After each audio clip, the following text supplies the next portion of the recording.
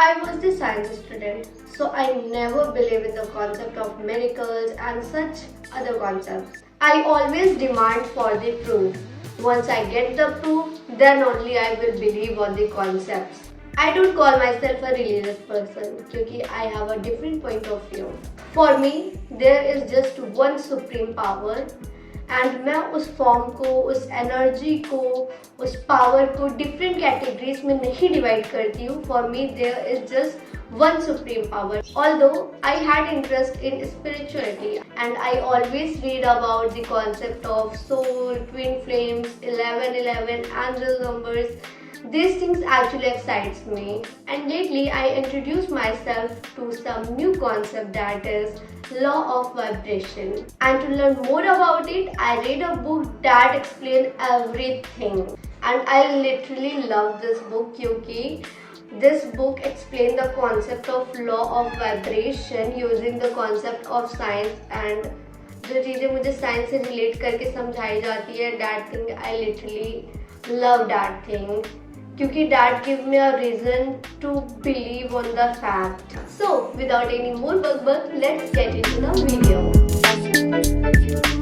So the name of the book is Good Vibes Good Life. The book says कि हर चीज हमारे आसपास की जितनी भी चीजें हैं वो एटम से बनी होती हैं, और एटम एक छोटा सा वाइब्रेशनल फोर्स होता है. इसलिए जितनी भी चीजें हैं हमारे आसपास, जितनी भी एनर्जीज हैं, वो नेचुरली वाइब्रेट करती हैं. एग्जाम्पल जो इस कॉन्सेप्ट को एक्सप्लेन करने के लिए यूज किया गया है वो टोटली साइंस से रिलेट करके किया गया है. तो इसमें एक बेस्ट एग्जाम्पल मैं इसका बता रही हूँ आपको. जैसे कि हम जो नेचुरली जितने भी आसपास के सराउंडिंग्स में हम जो साउंड सुन पाते हैं वो हम इसलिए सुन पाते हैं क्योंकि उसकी वाइब्रेशन हमारी वाइब्रेशन से मैच करती है. उसकी फ्रिक्वेंसी हम सुन पाते हैं इसलिए क्योंकि हमारी फ्रिक्वेंसी, हियरिंग फ्रिक्वेंसी जो होती है वो 20 से लेके 20,000 हर्ट्ज तक होती है. जिस भी साउंड की फ्रिक्वेंसी इसके आसपास रहती है, इतने में ही रहती है, हम उसी फ्रिक्वेंसी को सुन पाते हैं. अब इसका ये मतलब नहीं है कि इसके आगे की फ्रिक्वेंसी वाले साउंड्स जो है और इसके बाद की फ्रिक्वेंसी वाले साउंड्स नहीं होते हैं, वो हम सुन नहीं पाते हैं. बस आपने ये भी सुना होगा कि डॉग्स जो होते हैं वो हमसे बहुत ज़्यादा सुन सकते हैं. डैट मीन्स वो लोअर फ्रिक्वेंसी पे भी जितनी चीज़ें रहती है उन्हें सुनाई दे जाती है क्योंकि उनकी फ्रिक्वेंसी और साउंड की फ्रिक्वेंसी मैच कर रही होती है, इसलिए वो सुन पाते हैं. हमारे 5 सेंसेस और साथ ही साथ में हमारे थॉट्स, मैटर्स एंड एनर्जी, सारी चीज़ें वाइब्रेशनल फोर्स में होती हैं. According to law of vibration हमें हमारी एनर्जी, हमारी वाइब वैसे ही रखनी चाहिए जैसी चीज़ें हम रियल लाइफ में अट्रैक्ट करना चाहते हैं या रियलिटी में हम वो चीज़ें होते हुए देखना चाहते हैं. Change how you think, feel, speak and act and you begin to change your world. It says कि अगर हम चेंजेस लाते हैं अपने थॉट प्रोसेस में, बोलने के तरीके में, फील करने में, तो उसी तरीके से हमारी सराउंडिंग, हमारी दुनिया भी चेंज होने लगेगी. एक बार जब हम किसी भी चीज़ के वाइब्रेशनल लेवल पे आ जाते हैं तो उसकी वाइब्रेशनल लेवल और हमारी वाइब्रेशनल लेवल मैच करने लगती हैं, जिसका रिजल्ट ये होता है कि हम जो भी चीज़ें जिस लेवल पे हैं और जिस लेवल पे हम अपनी चीज़ें वाइब्रेट करा रहे हैं उन चीज़ों को हम रियलिटी में अट्रैक्ट करने लगते हैं. अब क्वेश्चन ये आता है कि ये कैसे पता चलेगा कि हम कौन से वाइब्रेशनल लेवल पे हैं, या फिर जो चीज़ें हम अट्रैक्ट करना चाहते हैं वो कौन सी वाइब्रेशनल लेवल पे है, और हम उसे कैसे अट्रैक्ट कर सकते हैं. हम अपनी एनर्जी, अपने वाइब्रेशनल लेवल कैसे उसके वाइब्रेशनल लेवल से मैच कर सकते हैं. तो इसका आंसर भी इस बुक में बहुत ही क्लियरली, बहुत ही क्रिएटिव तरीके से एक्सप्लेन किया गया है. सो द ऑथर सेज कि अगर हम अपने फीलिंग्स पे ध्यान देने लगे और खुद पे ज़्यादा फोकस करें और ऑब्जर्व करें हमारी फीलिंग्स को, तो हम ये जान सकते हैं कि हमारा नेचुरल जो नेचर ऑफ वाइब्रेशन है वो क्या है और हम लाइफ में क्या चीज़ें अट्रैक्ट कर रहे हैं.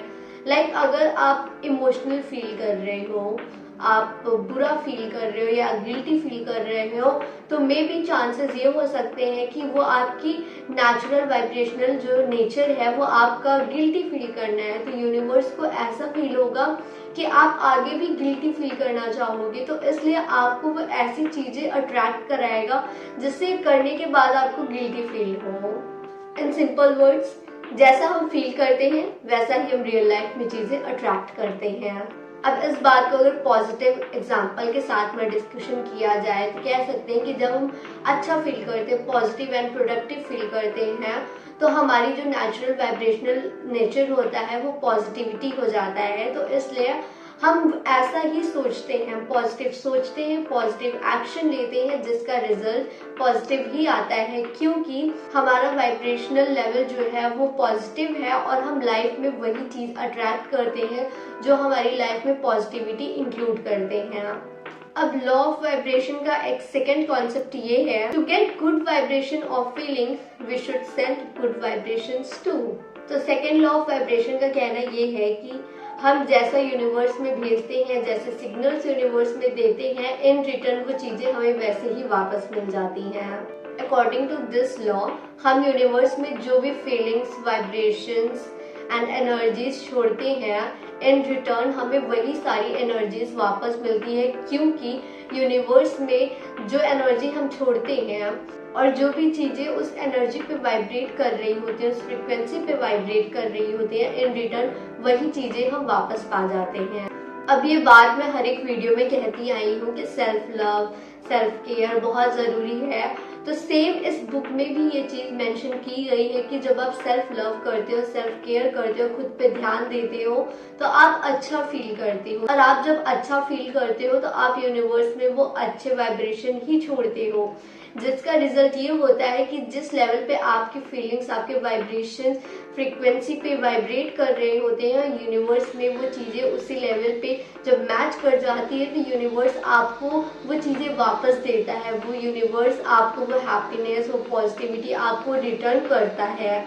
और जब हम सेल्फ लव करते हैं तो बहुत अच्छा फील करते हैं, और अच्छा फील करने के साथ में हम यूनिवर्स को वो सिग्नल भी सेंड करते हैं कि हम अच्छा फील कर रहे हैं, तो यूनिवर्स इन रिस्पॉन्ड आपको और वो चीजें अट्रैक्ट करने देता है, वो चीजें आपके पास और भेजता है, जिससे आप और अच्छा फील करने लगो।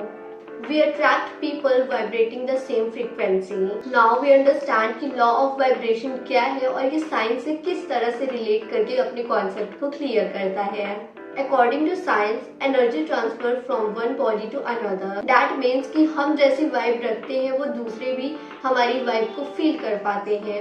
आपने ये रियल लाइफ में भी होते हुए देखा होगा कि जब आप कुछ लोगों से मिलते हो, यू गेट द वाइब कि हाँ ये मेरे टाइप के पर्सन है, या फिर इनकी वाइब बहुत पॉजिटिव है।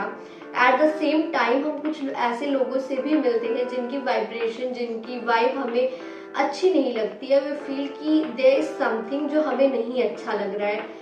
ये इसलिए है क्योंकि एनर्जीज जो होती है वो ट्रांसफर होती हैं।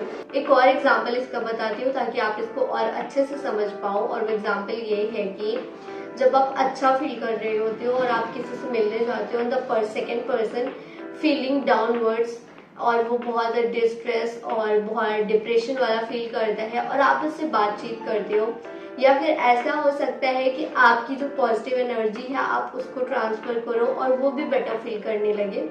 या फिर दूसरी चीज ये हो सकती है कि उसकी जो नेगेटिव एनर्जीज है, उसकी जो डिप्रेशन वाली वाइब्स हैं वो आपको आ जाए, क्योंकि आप दोनों जब साथ में बैठोगे, डिस्कस करोगे, तो जिसकी फ्रिक्वेंसी हाई रहेगी, पॉसिबिलिटी यही है कि जिसकी फ्रिक्वेंसी हाई हो उस फ्रिक्वेंसी पे आप मैच करके वो चीजें अट्रैक्ट करो। फीलिंग ऑफ जेलसी, एंगर, ये सारी चीजें ऐसी हैं जो कि बहुत ही लो फ्रिक्वेंसी पे वाइब्रेट करती हैं, और जो हाई फ्रिक्वेंसी पे वाइब्रेट करने वाली फीलिंग्स होती है वो हैप्पीनेस होता है, प्रोडक्टिविटी होती है, सेल्फ लव होता है। In fact if you have a nature of kindness और आप केयरिंग हो तो आपकी फ्रिक्वेंसी रियलिटी में बहुत हाई होगी, आप वो चीजें, वही चीजें अट्रैक्ट करोगी जो उस फ्रिक्वेंसी पे वाइब्रेट कर रही होंगी। तो अकॉर्डिंग टू दिस बुक हमें उन लोगों के साथ ज्यादा टाइम स्पेंड करना चाहिए, उनके साथ ज्यादा घूमना फिरना चाहिए, बातें शेयर करनी चाहिए जिनकी फ्रिक्वेंसी हाई हो, सो डैट आप उनके कांटेक्ट में आके उनकी फ्रिक्वेंसी से खुद की फ्रिक्वेंसी मैच करके अपने वाइब्रेशनल को और हाई फ्रिक्वेंसी पे ले जा सकते हो, सो डैट आप अच्छी चीजें ही अट्रैक्ट करो, आप ऐसी ही चीजें अट्रैक्ट करो जो आप चाहते हो। जो आप चाहते हो उसे अट्रैक्ट करने के लिए आपको अपने फ्रिक्वेंसी को उस लेवल पे ले जाना होगा जिस लेवल पे वो चीजें हैं जो आप चाहते हो। अब खुद की वाइब्रेशन को बढ़ाने के लिए बुक्स में मेंशन किए गए हैं 4 हैबिट्स जो कि नेचुरली आपके वाइब्रेशन को हाई फ्रिक्वेंसी पे ले जा सकते हैं। So let's discuss about this too. First, surround yourself with positive people. As I mentioned earlier कि हम जैसे लोगों के आसपास रहते हैं वैसा ही हम फील करते हैं, तो ट्राई करो कि आप ऐसे लोगों के आसपास ही रहो जिनकी फ्रीक्वेंसी हाई हो। Second, change your body language.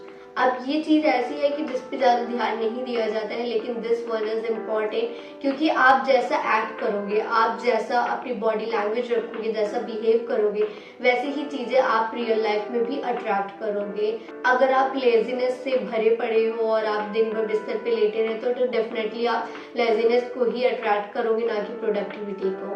तो body language is important factor. Third, find some inspiration.